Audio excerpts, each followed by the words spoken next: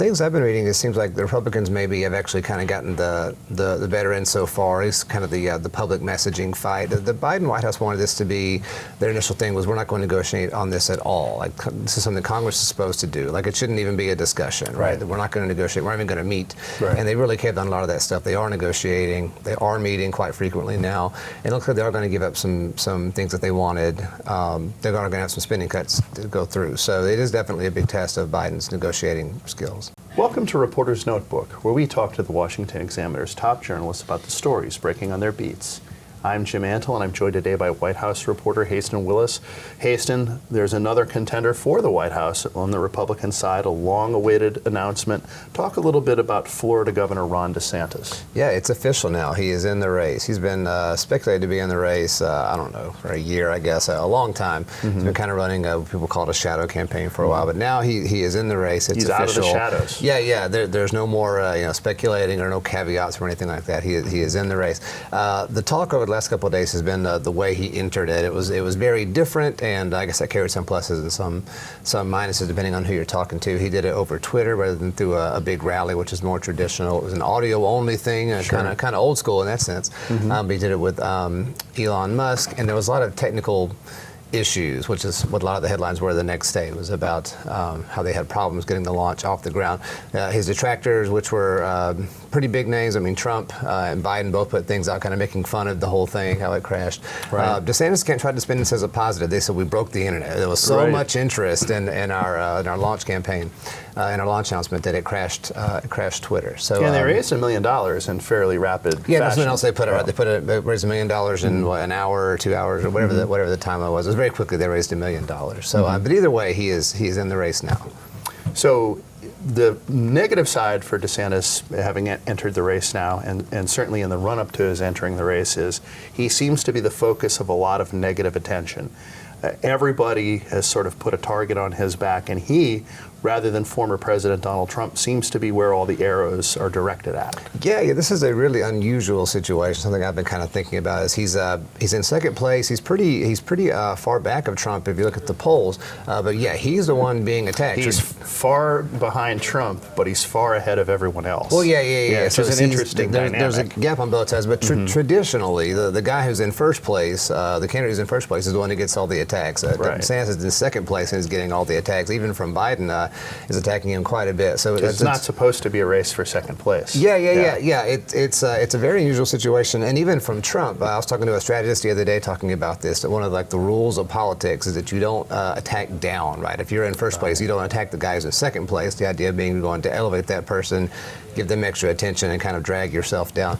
But Trump's doing that. Trump is he's an exception to a lot of political rules. Maybe that's not too unusual that he's doing it, but other candidates are doing it. Nikki Haley is one who's been attacking DeSantis, pretty regularly. We saw Mike Huckabee come out, make some statements about it, Rudy Giuliani, and again, Biden also is piling on here. So the good news, I guess, for DeSantis on that front is they would not be attacking him if they didn't see him as a threat and as a relevant candidate, right? I mean, it does the rule about being, if you're attacking someone, you're kind of elevating them. I think that still holds. So there's some good there as well for DeSantis. But either way, he's definitely getting a lot of hate from all sides right now. Right. It's going to be an interesting thing for him to navigate. Up to this point, since he has not officially been a candidate, he could kind of focus on what was going on in Florida and only weigh in when he wants to. But now he's going to probably have to have a more formulaic or comprehensive response.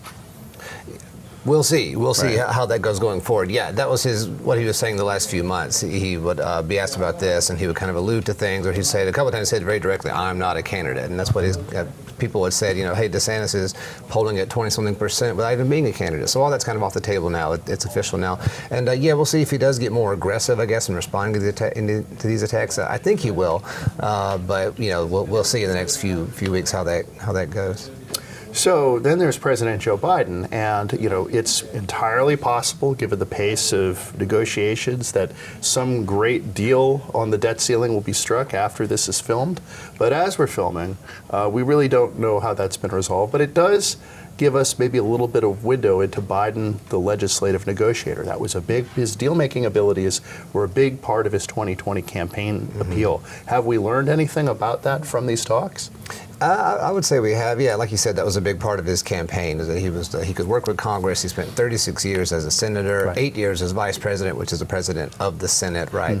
That he'd be, deal maker in chief. He did get a lot of stuff passed also, last year as well. Those people would certainly point you to that. He's passed a lot of bills in 2022. And he led the debt ceiling talks under former President Obama when he was vice president. Yeah. There you go. So. We'll see. I guess with that, what kind of comes to pass there.